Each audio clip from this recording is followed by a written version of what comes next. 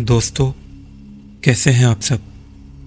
میری دعا ہے کہ آپ سب خیریت سے ہوں، آپ کی ہر وہ جائز خواہش پوری ہو جس کی آپ کو چاہت ہے، اور آپ جہاں رہیں خوش رہیں اور آباد رہیں۔ دوستو، خطرناک اور طاقتور جنات کا مسکن اکثر پہاڑوں اور ویرانوں میں ہوتا ہے۔ جب انسان انجانے میں یا جان بوجھ کر انسانی آبادی سے دور ویرانے میں موجود ان الگ تھلگ جنات کی رہائش گاہوں میں عمل دخل کرتا ہے، تو پھر ایسے خوفناک واقعات جنم لیتے ہیں کہ بہادر سے بہادر آدمی کی بھی روح کانپ جاتی ہے۔ ایسا ہی ایک بہت ہارر اور روح لرزا دینے والا واقعہ ہمیں عامر نے پنجاب کے شہر جھنگ سے بھیجا ہے۔ عامر، اتنا ہارر واقعہ ہمارے ساتھ شیئر کرنے کے لیے آپ کا بہت شکریہ۔ چلیے دوستو، عامر کا یہ واقعہ ہم انہی کی زبانی سنتے ہیں۔ السلام علیکم شعیب بھائی، میرا نام عامر ہے، میں پنجاب کے شہر جھنگ میں رہتا ہوں۔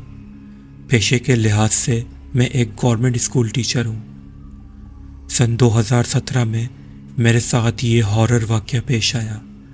میرا ایک دوست ٹرک ڈرائیور ہے، وہ چاول کی ایک بہت بڑی فیکٹری میں چاول دوسرے شہروں میں ان کے ڈسٹریبیوٹر تک چاول کا اسٹاک پہنچانے کی جاب کرتا ہے۔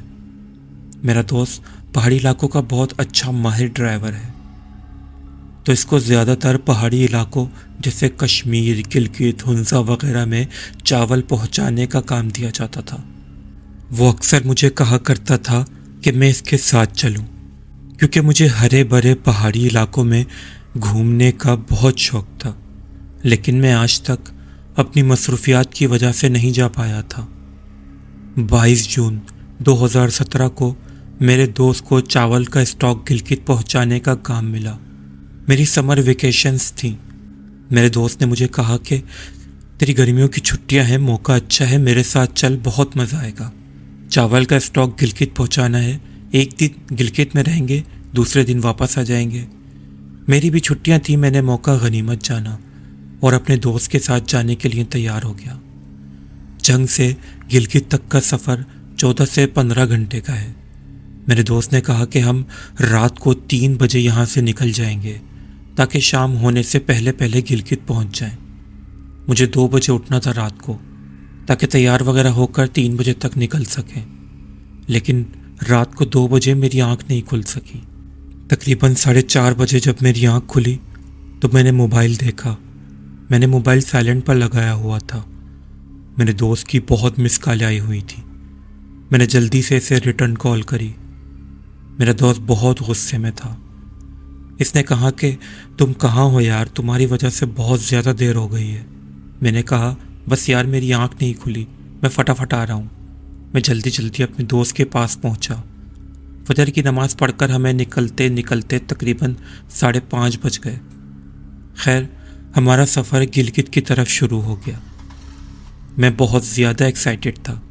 تقریباً 5 گھنٹے کا سفر طے کرنے کے بعد ہم اسلام آباد کراس کر کے پہاڑی علاقے میں داخل ہو گئے۔ مجھے بہت مزہ آ رہا تھا، ہر طرف ہریالی تھی۔ جیسے جیسے ہم پہاڑوں کے اوپر جا رہے تھے موسم ٹھنڈا ہوتا جا رہا تھا۔ ٹھنڈی ہوا اور ہر طرف لہلہاتے سبز درختوں نے میرے موڈ کو بہت خوشگوار کر دیا تھا۔ میں زندگی میں پہلی بار ایسے سبزہ زار پہاڑی علاقے میں آیا تھا جہاں پر آنا میرا ایک دیرینہ خواب تھا جو پورا ہو رہا تھا۔ میرا بہت زیادہ دل چاہ رہا تھا کہ میں نیچے اتروں، گھوموں پھروں، ان ہرے بھرے درختوں کو چھو سکوں، قدرت کی خوبصورتی کو قریب سے محسوس کر سکوں، لیکن میری وجہ سے پہلے ہی دیر ہو چکی تھی۔ ہمیں سفر کرتے ہوئے تقریباً 13 گھنٹے ہو گئے تھے۔ مغرب کا وقت قریب تھا۔ ابھی بھی گلگت آنے میں تقریباً 3 گھنٹے باقی تھے کہ مجھے رفع حاجت کی بہت زیادہ حاجت محسوس ہونے لگی۔ میں کافی دیر سے برداشت کر رہا تھا، لیکن اب میری برداشت سے باہر ہو گیا تھا، کیونکہ ہم صبح فجر میں واش روم وغیرہ سے فارغ ہو کر نکلے تھے۔ اور اب تک ہم نے کہیں راستے میں اسٹے نہیں کیا تھا۔ اس وقت کافی گھنے جنگلات کا علاقہ چل رہا تھا۔ میں نے اپنے دوست سے کہا کہ یار سائڈ میں ٹرک روکو، مجھے اب بہت تیز حاجت محسوس ہو رہی ہے، اب میں برداشت نہیں کر سکتا۔ میرے دوست نے ایک سائڈ میں کر کے ٹرک کو روک دیا۔ یہ جگہ روڈ سے ذرا ہٹ کر تھی، کیونکہ جس روڈ پر ہم چل رہے تھے یہ روڈ پہاڑی کو کاٹ کر بنایا گیا تھا۔ روڈ پر صرف ایک گاڑی چلنے کی جگہ تھی۔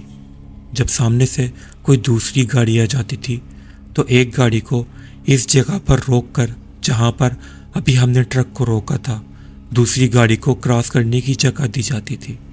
خیر میں نیچے اترا۔ ایک طرف پہاڑ اور دوسری طرف بہت گہری کھائی تھی۔ اس گہری کھائی میں نیچے تک بہت گھنے درخت تھے۔ روڈ پر کبھی کبھی اکا دکا گاڑی آ جاتی تھی۔ اس وجہ سے مجھے روڈ پر فارغ ہونے میں کافی شرم آ رہی تھی۔ میں حاجت سے فارغ ہونے کے لیے کھائی میں تھوڑا نیچے اتر گیا تاکہ گھنے درخت کی آڑ میں فارغ ہو سکوں۔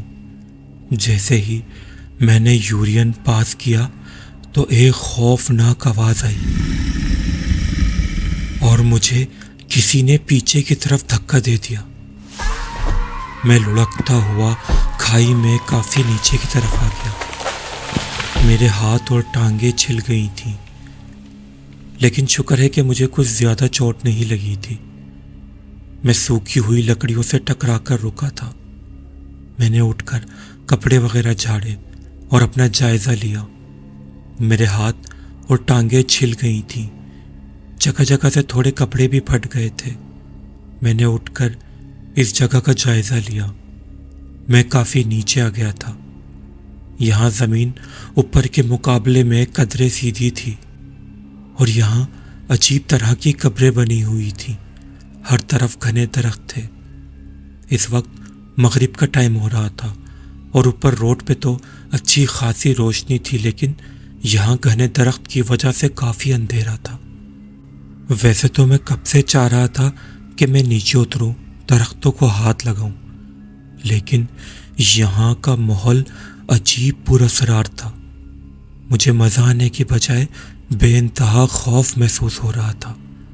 ایک دم سے مجھے اپنے چاروں طرف سے عجیب سی چمکتی ہوئی آنکھیں نظر آنا شروع ہو گئیں۔ یہ پراسرار ماحول انتہائی بھیانک شکل اختیار کر گیا۔ چاروں طرف ایک انتہائی عجیب سی بھیانک چیختی ہوئی آواز میرے کانوں میں آنا شروع ہو گئی۔ میں یہاں سے بھاگنا چاہ رہا تھا، لیکن ایسا لگ رہا تھا کہ میرے پاؤں میرا ساتھ نہیں دے رہے، میرے قدم وہیں جم گئے تھے۔ ایک دم سے میرے ارد گرد انتہائی خوفناک ہیولے نمودار ہو گئے۔ ان کے چہرے ان کے جسم سے بڑے تھے۔ ان کی خوفناکیت لفظوں میں بیان نہیں کی جا سکتی۔ آپ لوگ یقین جانیں، میں نے آج تک کبھی فلموں میں بھی ایسے خوفناک چہرے نہیں دیکھے تھے۔ میرا خوف انتہا کو پہنچ گیا تھا۔ میرا پورا جسم پسینے میں ڈوب گیا تھا اور مجھے ایسا لگ رہا تھا کہ میرا بلڈ پریشر بہت زیادہ ہائی ہو گیا ہے۔ مجھے ایسا لگ رہا تھا کہ میرا دل پھٹ کر باہر نکل آئے گا۔ پھر مجھے ایک انتہائی گرجدار اور خوفناک آواز آئی۔ آج تک یہاں کوئی آدمزاد نہیں آیا، تو نے ہماری جگہ پر آنے کی ہمت کیسے کی اور ہماری جگہ پر گندگی کیوں کی؟ یہ آواز آتے ہی میرے پورے جسم میں سوئیاں چبھنا شروع ہو گئیں اور میرے ہاتھ پاؤں کھنچنا شروع ہو گئے۔ مجھے ایسا لگ رہا تھا کہ یہ ٹوٹ کر میرے جسم سے الگ ہو جائیں گے۔ مجھے موت اپنی آنکھوں کے سامنے نظر آنے لگی۔ میں نے بے ساختہ چیخ چیخ کر رونا شروع کر دیا۔ میں نیم بے ہوشی میں چلا گیا تھا۔ مجھے یاد ہے میں آخری وقتوں میں کہہ رہا تھا، تم جو کوئی بھی ہو مجھے معاف کر دو، مجھے نہیں پتا تھا کہ یہ تمہاری جگہ ہے۔ یہ کہتے کہتے نہ جانے کب میں بے ہوش ہو گیا، مجھے کچھ یاد نہیں۔ جب مجھے ہوش آیا تو میں کسی آستانے میں تھا۔ میرے دوست نے مجھے بتایا کہ اسے میری چیخنے کی آواز آئی۔ وہ بھاگتا ہوا مجھے دیکھنے کے لیے آیا تو میں روڈ سے تھوڑا ہی نیچے لیٹا ہوا تھا۔ میری آنکھیں اوپر چڑھی ہوئی تھیں اور میں ایسی آوازیں نکال رہا تھا جیسے بکرے کو ذبح کرتے وقت بکرا آوازیں نکالتا ہے۔ میرے دوست نے مجھے اٹھا کر ٹرک میں لٹایا اور مجھے یہاں گلگت لے آیا۔ میں گلگت میں پہنچنے تک 3 گھنٹے تک ایسی ہی خوفناک آوازیں نکالتا رہا۔ میرے دوست نے جہاں چاول سپلائی کرنے تھے وہاں پہنچ کر پوچھا کہ کوئی جلدی سے مجھے ہاسپٹل بتائے، میرے دوست کی طبیعت بہت خراب ہے۔ وہاں پر موجود ایک بزرگ نے جب میری حالت دیکھی تو انہوں نے کہا کہ اس کی حالت ہاسپٹل لے جانے والی نہیں ہے، اور وہ مجھے لے کر یہاں ان بزرگ کے استانے پر لے آئے۔ ان بزرگ نے پڑھ کر جب مجھ پر دم کیا تو میں اب ہوش میں آیا تھا۔ میں نے بزرگ کو اپنے ساتھ پیش آنے والا سارا واقعہ بتایا۔ بزرگ نے کہا کہ تم بہت طاقتور جنات کی رہائش گاہ پر چلے گئے تھے۔ تم نے بہت اچھا کیا کہ ان سے معافی مانگ لی، ورنہ وہ تمہیں جان سے مار دیتے۔ ان بزرگ نے مجھے تاکید کری کہ اول تو ایسی سنسان جگہوں پر بیٹھ کر رفع حاجت نہیں کیا کرو، لیکن اگر بہت زیادہ ایمرجنسی ہو جائے تو 3 دفعہ یہ کہہ دیا کرو کہ اگر یہاں کوئی موجود ہے تو میں معافی چاہتا ہوں، میں آپ کو دیکھ نہیں سکتا، آپ یہاں سے ہٹ جائیں، مجھے یہاں رفع حاجت کرنی ہے۔ اللہ کا شکر ہے اس دن میری جان بچ گئی۔ کئی دنوں تک یہ واقعہ اور وہ جنات کے خوفناک چہرے میرے اعصاب پر حاوی رہے۔ اس دن کے بعد سے میں نے ویران جگہوں پر رفع حاجت کرنے سے توبہ کر لی ہے۔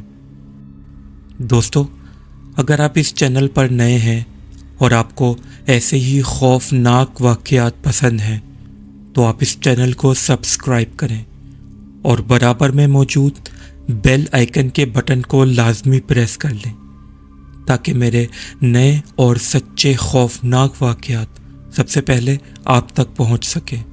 اور دوستو، اگر آپ کو یہ واقعہ اچھا لگا ہے تو یہ واقعہ اپنے دوستوں اور فیملی ممبر کے ساتھ بھی ضرور شیئر کریں۔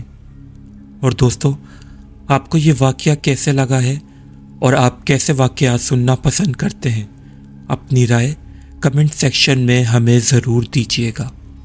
اور دوستو، اگر آپ کے ساتھ بھی ایسا ہی کوئی خوفناک واقعہ پیش آیا ہے تو نیچے دیے گئے ہمارے اس ای میل ایڈریس پر ہمارے ساتھ ضرور شیئر کریں۔ ہاں، لیکن اس بات کا دھیان ضرور رکھیے گا کہ یہ واقعہ آپ نے کسی اور چینل پر نہ بھیجا ہو۔ ہم آپ کا واقعہ اپنے اس چینل پر ضرور شائع کریں گے۔ آپ سب کا بہت بہت شکریہ۔